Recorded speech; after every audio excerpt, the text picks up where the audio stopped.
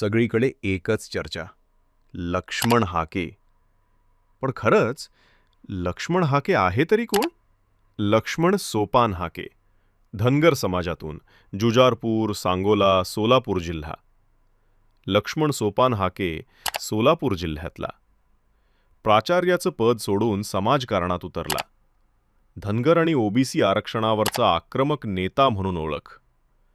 अनेकदा उपोषण, आंदोलन, मोर्चे केले. सरकारकडून लिखित हमी हवी, ओबीसी आरक्षणाला धक्का बसणार नाही. लोकांमध्ये लोकप्रियता, पण काहींच्या नजरेत वादग्रस्त व्यक्तिमत्व. अजित पवारांवर केलेल्या वक्तव्यामुळे वादंग वाढला.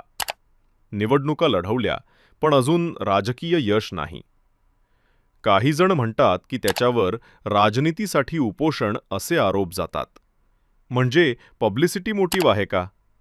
त्यावरून काही राजकीय नेत्यांनी टीका केली आहे की त्याची वक्तव्य वादग्रस्त आहेत. समाजासाठी आवाज उठवणारा नेता का, की राजकीय स्वार्थाचं साधन? लक्ष्मण हाकेचा संघर्ष आहे का खरा बदल व फक्त भाषणाचा फवारा? तुमचं मत काय आहे? लक्ष्मण हाके का फक्त वचन देतोय की खरंच काम करतोय?